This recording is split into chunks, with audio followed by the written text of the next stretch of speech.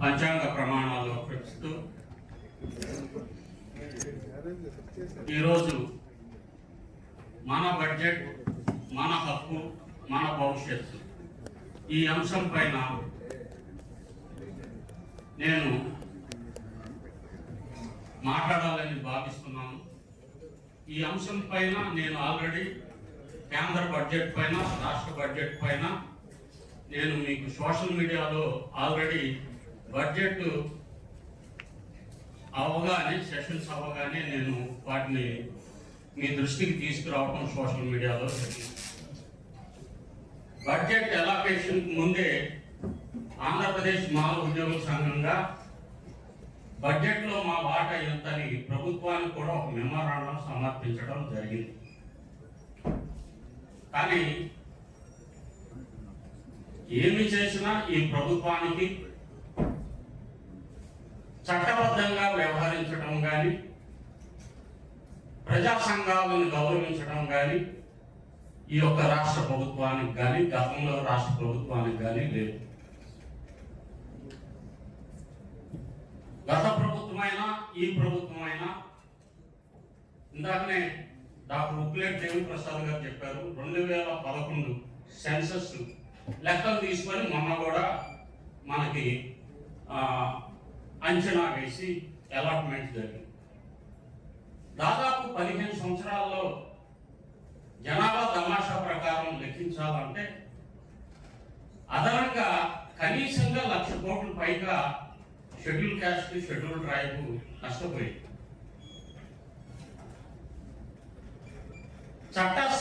చట్టబద్ధత ఉందని చెప్తున్నారు, చట్టం ఉందని చెప్తున్నారు.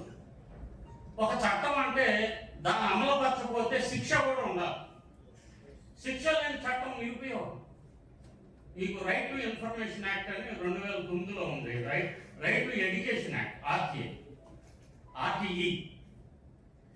ఈ యాక్ట్ ద్వారా వచ్చిన చదువును ఒక ప్రాథమిక హక్కుల చాప్టర్లో పెట్టి బాబాసాహెబ్ రాజ్యాంగం రాసేటప్పటికే ఈ ప్రాథమిక విద్యను ఫండమెంటల్ యాక్ట్స్ లో పెట్టాలంటే ఆ ప్రభుత్వాలు, కాంగ్రెస్ ప్రభుత్వం ఆదేశ సూత్రాల్లో పెట్టింది.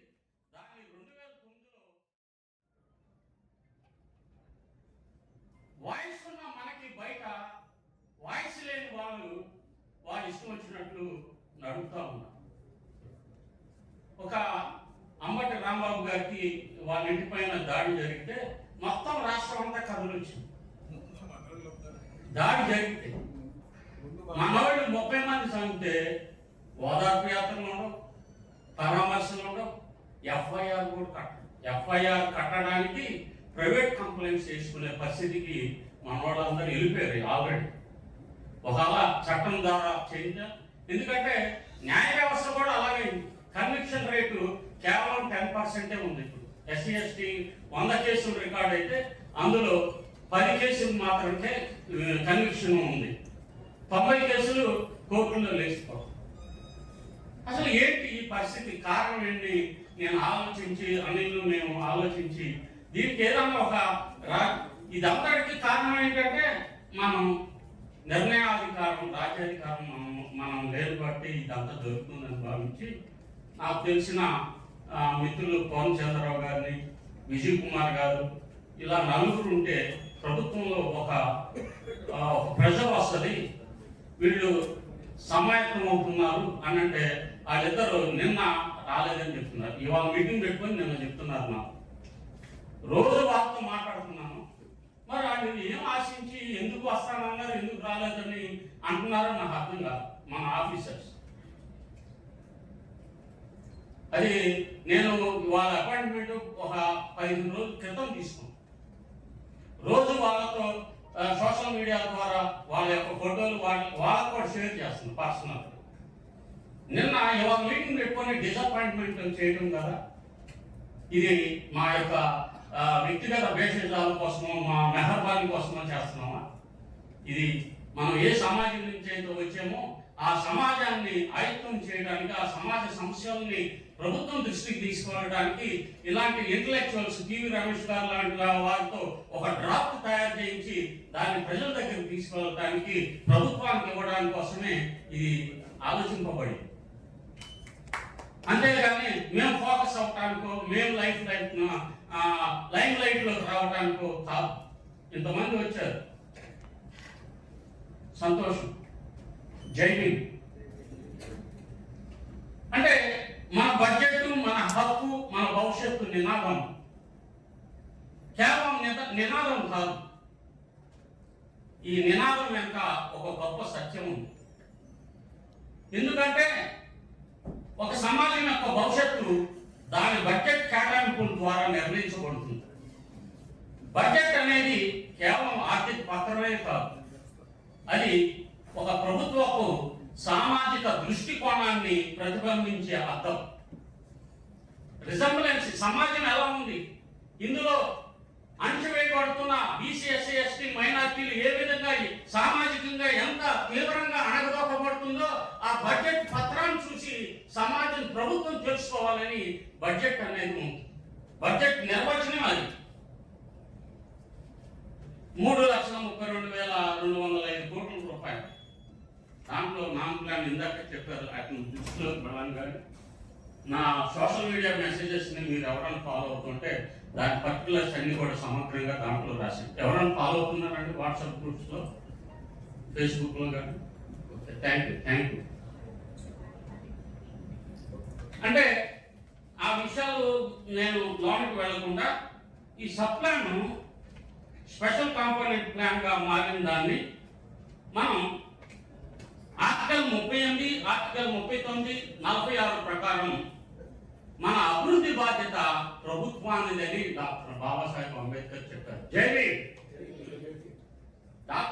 మనకి ఏదన్నా ఒక హక్కు కాన్స్టిట్యూషన్ లో వచ్చిందంటే బాబాసాహెబ్ యొక్క పోరాట ఫలితమే. ఆ రోజు మనువాదుల్ని ఎదుర్కొని ఈ యొక్క సంక్షేమానికి ప్రాతినిధ్యం వహించాలంటే ఈ ఆర్టికల్స్ ఉండాలని ఆర్టికల్ 38, 39, 46ని రాయబడింది బడ్జెట్ కోసం. దాని ఆధారంగా చేసుకొని బడ్జెట్. ఇందాకే మిత్రులు చెప్పారు 6 నెలలకు ఒకసారి రివ్యూ చేయాలి. మన కేసులు కూడా, ఎస్సీ ఎస్టీ అట్రాసిటీ కేసులు కూడా ప్రతి 6 నెలలకు ఒకసారి సీఎం రివ్యూ చేయాలి. ఒకసారి గత ప్రభుత్వం మేము బాగా రిప్రజెంటేషన్స్ నేషనల్ ఎస్సీ కమిషన్ ఇస్తే ఒక్కసారి రివ్యూ చేశాం. అందులో ఇప్పుడు వరకు 2 సంవత్సరాలు అయింది, 4 సార్లు చేయాలి, ఒక్కసారి కూడా చేయాలి. ఎవరు అడిగేవాడు లేరు, ఇంటలెక్చువల్స్ లేరు. కుల మీటింగ్ అంటే 1,00,000 మంది వచ్చేస్తున్నారు. 3 లక్షల మంది మాధవ రణగచ్చినట్టు 3 లక్షల మంది వచ్చారు. 5 లక్షల మంది వరకు తీసుకురాగలరేమో.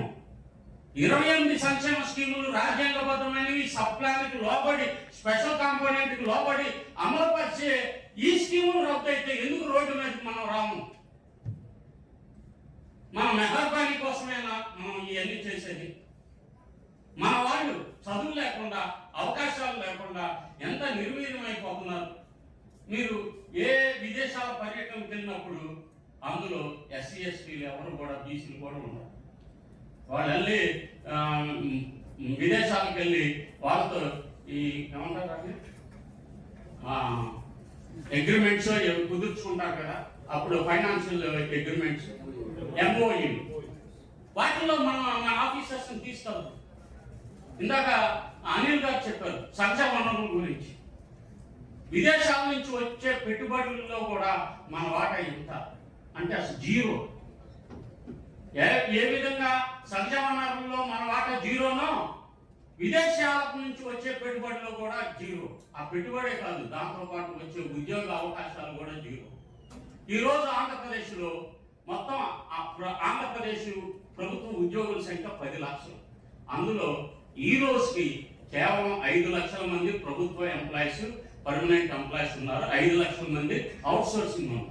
ఇందాక చెప్పారు సార్, ఈ 5 లక్షలు 100% పూర్తిగా వాళ్ళకే outsourcing. No schedule caste, no schedule tribe, no BC, no minor. మొత్తం 5 లక్షలు అప్పలంగా వాళ్ళే తీసుకుంటున్నారు. మీకు అంగన్వాడీ కనీసం రావాలంటే ఎమ్మెల్యే సిఫార్సు లేనిది ఎమ్మెల్యే మీ మాట వింటారా? మేము ఆ డబ్బులు కూడా మేము ఇస్తామంటే అంటే లేదు, మా వాళ్ళు ఉన్నారు, మేము కూడా మీకు ఇస్తామంటే డబ్బులు. ఒకసారి ఒక మిత్రుడు ఉండేవాడు డిఈ ఏలూరులో, 8 పోస్టులు ఉన్నాయి. అంటే మనోడు ఐటీఐ ఉంది, సబ్ స్టేషన్లో పనిచేస్తే ఎన్ఎంఆర్కి కొన్నాళ్ళకి వాళ్ళని పర్మనెంట్ చేస్తారు. వాళ్ళు 4 లక్షలు తీసుకుంటారు. మనవాడు నేను వెళ్ళిన ఆఫీసరు స్పీకర్ ఫోన్ ఆన్ చేసి, ఏమంటే 8 ఉన్నాయి కదండి, 4 లక్షలు నేను కూడా ఒక క్యాండిడేట్ని ఇస్తానంటే, 4 లక్షల సమస్య కాదు, ఇవన్నీ మా కోసమే ఈసారి నేను ఎవరు పోదలుచుకోలేదు, మా వాళ్ళు ఉన్నారు అంటే, మా వాళ్ళు అంటే ఒక కాపు దగ్గరికి వెళ్ళాం, మా కాపులు ఉన్నారని చెప్పారు ఎమ్మెల్యే. ఇది పరిస్థితి, అవుట్ సోర్సింగ్ పరిస్థితి. అవుట్ సోర్సింగ్లో మనకి కేవలం భిక్షగా ఏదో దొరికితే కొన్ని దొరకచ్చేమో కానీ వాటిలో ప్రాతినిధ్యం అనేది ఇవ్వబడాల. దీంట్లో ఒక 5 ప్రాముఖ్యమైన విషయాల గురించి నేను చెప్పదలుచుకున్నాను. ఒకటి, బడ్జెట్ అనేది కేవలం ప్రభుత్వ ఖాతాల పుస్తకం కాదు. అది సమాజంలో ఎవరు అభివృద్ధి చెందాలి, ఎవరు వెనకబడాలో అని నిర్ణయించే రాజకీయ పత్రం. ఈ రాజకీయ పత్రం ఎవరు అభివృద్ధి చెందాలంటే ఆధిపత్య కులాలే అభివృద్ధి చెందాలి, ఓబీసీ ఎస్సీ ఎస్టీ మైనార్టీలు రాజకీయంగా వెనకబడాలన్నది ప్రభుత్వ నిర్ణయాలైనప్పుడు మనం ఏం చేయగలుగుతాం. ఇది చాలా ముఖ్యమైన విషయం. అంటే ఆధిపత్య కులాల యొక్క అభివృద్ధి కోసమే బడ్జెట్ ఉందో తప్ప ఈ యొక్క స్పెషల్ కాంపోనెంట్ ప్లాన్ మనల్ని విముక్తి చేయడానికి లేదన్నది స్పష్టంగా కనపడుతుంది. మాకు దానం అవసరం లే, రాజ్యాంగం మాకు ఇచ్చిన వాటా మాత్రమే కావాలి. మాకు మీ దయాదర్శనాలు అక్కర్లా, మీ భిక్ష అక్కర్లా, మా షేర్. మేము రాజ్యాంగ ప్రకారం ఎంతమంది ఉన్నామో అంత మా షేర్ మాకు కావాలంటున్నాం. మాకు భిక్షం కాదు. ఇదేమి మీరేమి ఎంగిల్ మెతుకులు ఇచ్చేది కాదు. We want our share. ఈ రోజు బడ్జెట్ లో ఎవరి పేరు ఉంటుందో రేపు ఈ దేశ భవిష్యత్తు కూడా వారి పేరే ఉంటుంది. నీ పేరు లేదు, నేను మనిషిగా గుర్తించట్లా. తోలుబొమ్మల వాళ్ళు వాళ్ళకు ఒక కార్పొరేషన్ పెట్టి వాళ్ళకు కూడా ఏదైనా ఇవ్వాలంటే వాళ్ళకి ఆ న్యాయం జరగట్లా. కార్పొరేషన్ మొత్తం నిర్వీర్యం, 0, 0 బడ్జెట్. Social welfare 0 budget. గత ప్రభుత్వాలు ఈ ప్రభుత్వాల్లో 0 బడ్జెట్ కింద మారినాయి అంటే ఎంత అవమానం.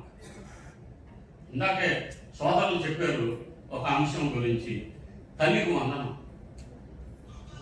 అది ఏంటంటే మన పిల్లల్ని ప్రభుత్వ పాఠశాల నుండి పూర్తిగా తీసివేసేసి కార్పొరేట్ పాఠశాలని ఎన్హాన్స్ చేయడానికి, అభివృద్ధి చేయడానికి, ఇక్కడ డ్రాప్అవుట్స్, ఇక్కడ ఈ స్కూల్స్ మూతపడే విధంగా చేయడానికి కోసం, ఉద్యోగాలు లేకుండా చేయడానికి కోసం అది ఒక పెద్ద కుట్రపూరితమైంది. 2 ప్రభుత్వాలు అంతే.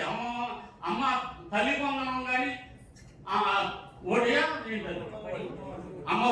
ఈ 2 కూడా ఈ పాఠశాలని నిర్వీర్యం చేసి అందులో పోస్టులు లేకుండా ఏమి లేకుండా చేసే కార్యక్రమం.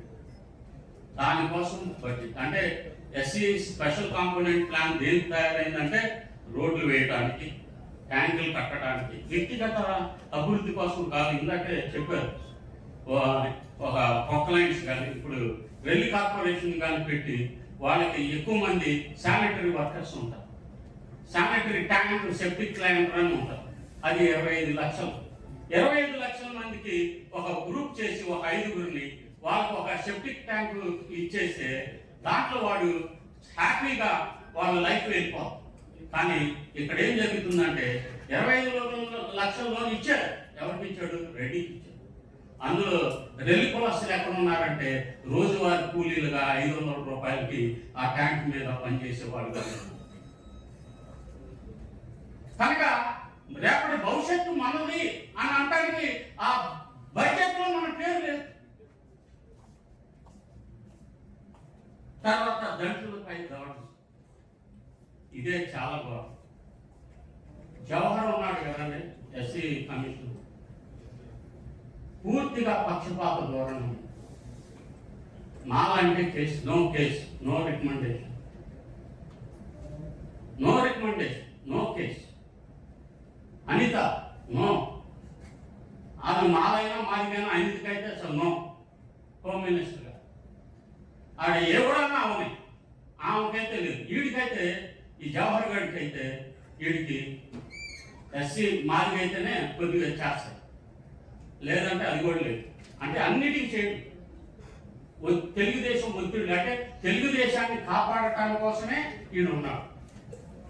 ఈడని అంటున్నా అంటే నా క్లాస్మేట్ వాడు దురదృష్టవశాలు నా కేసే వాడు యాక్సెప్ట్ చేయలేదు. నా personal case with evidence, there is no recommendation. అందుకని నేను ఎప్పుడు స్టేట్ కమిషన్ని ఆశ్రయించాను. నేను ఎప్పుడు నేషనల్ కమిషన్కే రిప్రజెంట్. వాళ్ళకి జ్యుడిషియల్ పవర్స్ ఉన్నాయి. ఏదైనా కొద్దిగా న్యాయం జరుగుతుంది, ఒక మంచి లెటర్ వస్తుందంటే నేషనల్ కమిషన్ చేస్తాను తప్ప నేను నిరంతరం ఎన్ని డ్రాప్స్ రాస్తానంటే అన్ని డ్రాప్స్ రాస్తున్నాను. ఏ కేసు వచ్చినా కానీ రాస్తాను. ఈ స్టేట్ కమిషన్కి 2 కళ్ళు ఒక్కనే ఉంది. అది కూడా సనాతన ధర్మం కలిగిన కన్ను. నేను ఏమి సిగ్గుపడట్లా.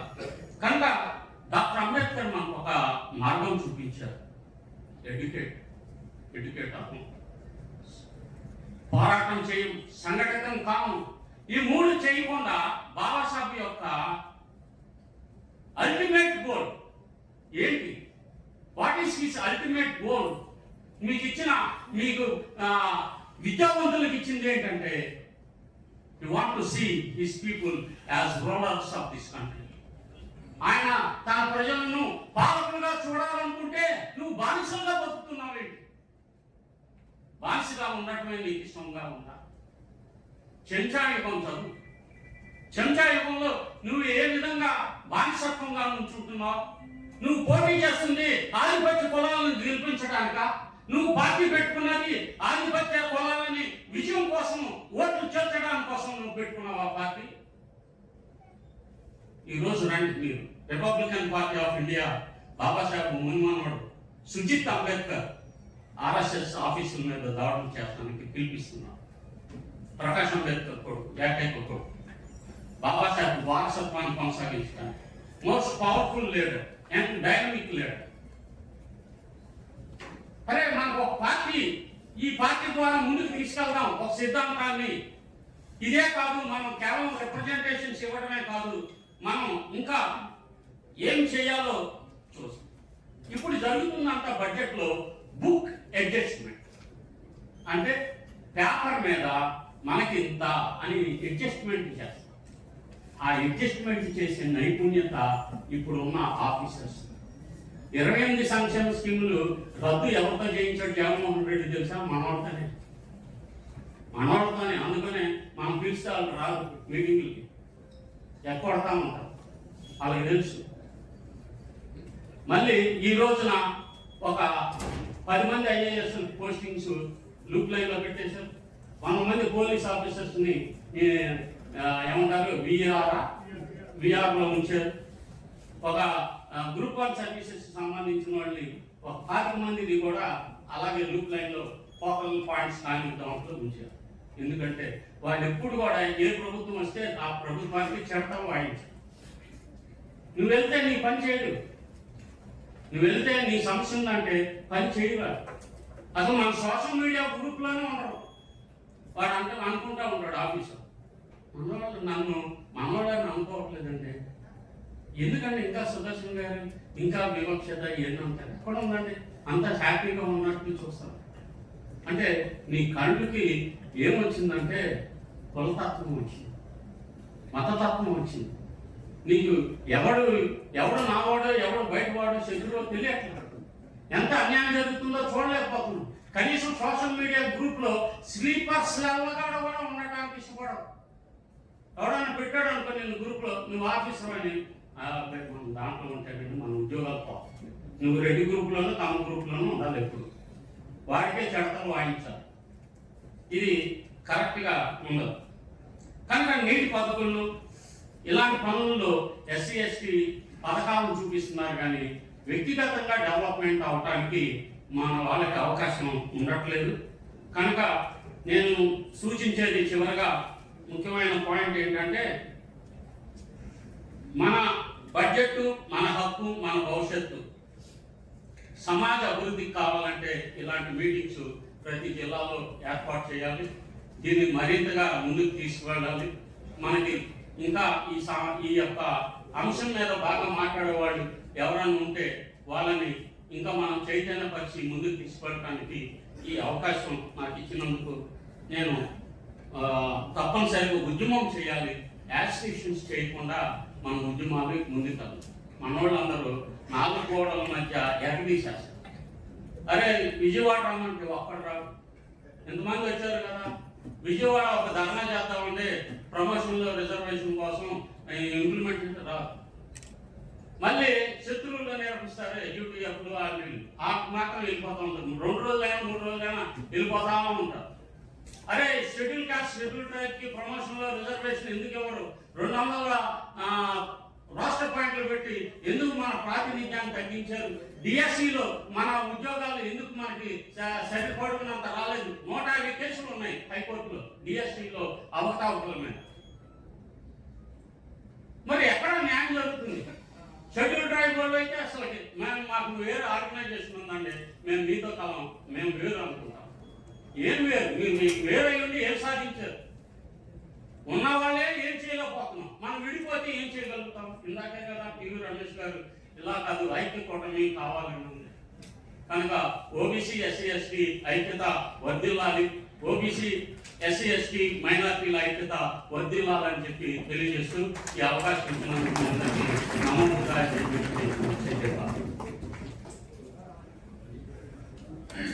థ్యాంక్ యూ సుదర్శన్ గారు.